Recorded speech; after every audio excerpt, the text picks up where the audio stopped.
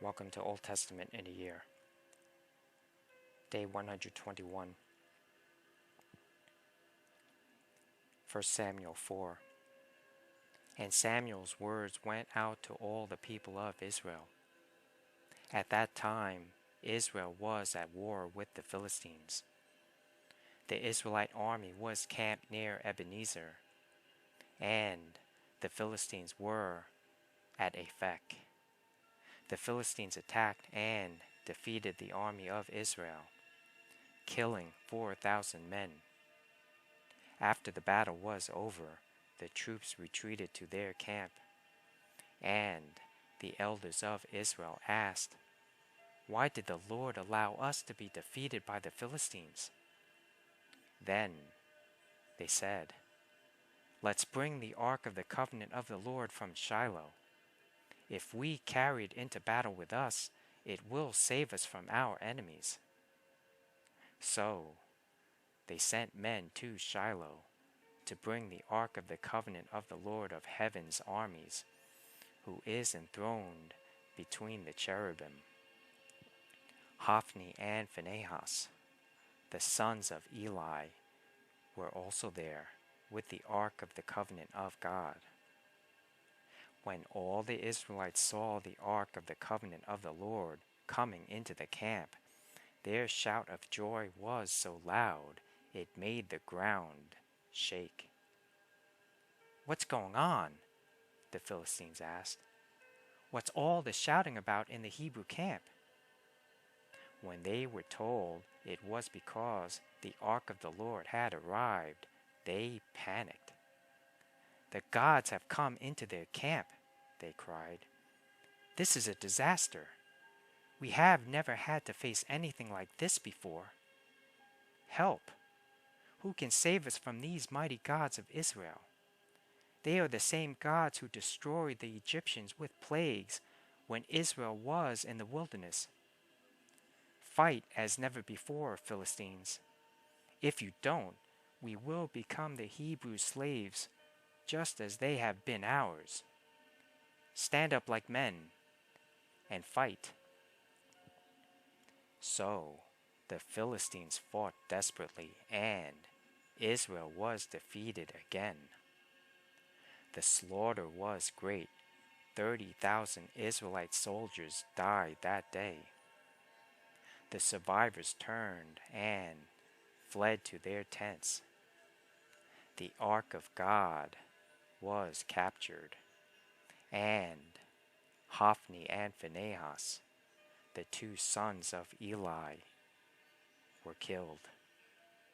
A man from the tribe of Benjamin ran from the battlefield and arrived at Shiloh later that same day. He had torn his clothes and put dust on his head to show his grief. Eli was waiting beside the road to hear the news of the battle, for his heart trembled for the safety of the ark of God. When the messenger arrived and told what had happened, an outcry resounded throughout the town. "What is all the noise about?" Eli asked.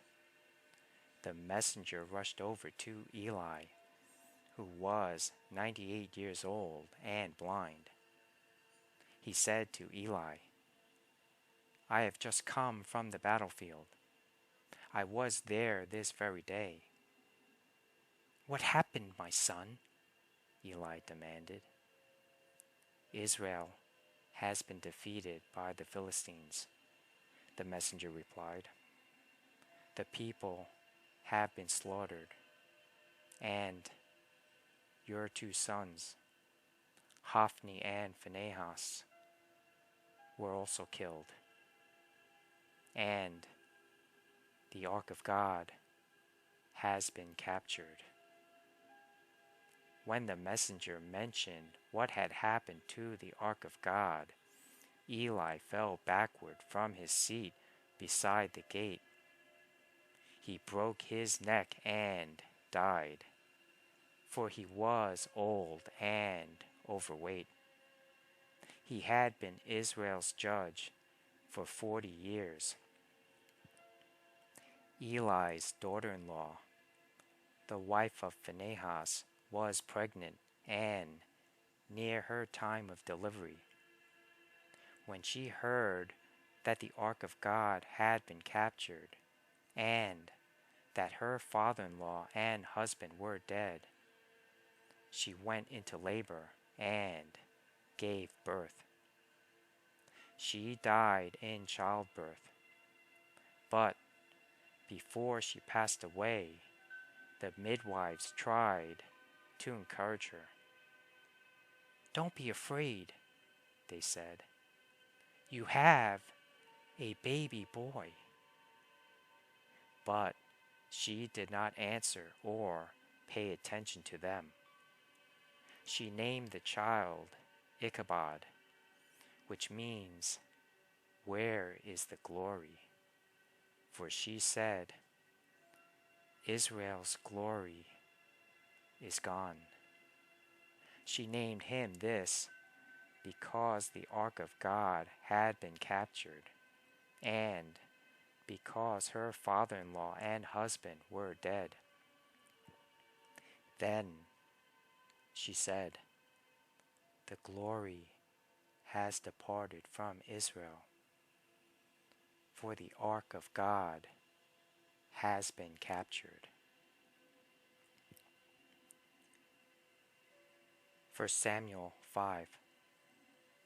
After the Philistines captured the ark of God, they took it from the battleground at Ebenezer to the town of Ashdod.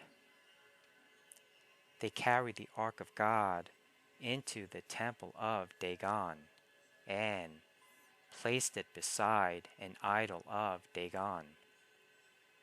But when the citizens of Ashdod went to see it the next morning, Dagon had fallen with his face to the ground in front of the ark of the Lord.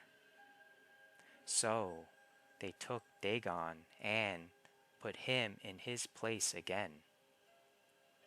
But the next morning the same thing happened. Dagon had fallen face down before the ark of the Lord again. This time his head and hands had broken off and were lying in the doorway. Only the trunk of his body was left intact. That is why, to this day, neither the priests of Dagon nor anyone who enters the temple of Dagon in Ashdod will step on its threshold. Then the Lord's heavy hand struck the people of Ashdod and the nearby villages with a plague of tumors.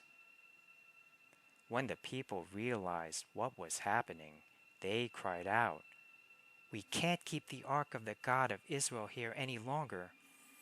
He is against us. We will all be destroyed along with Dagon, our God."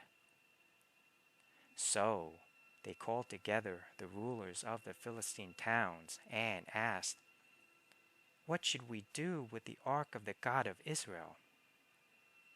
The rulers discussed it and replied, "Move it to the town of Gath." So they moved the ark of the God of Israel to Gath.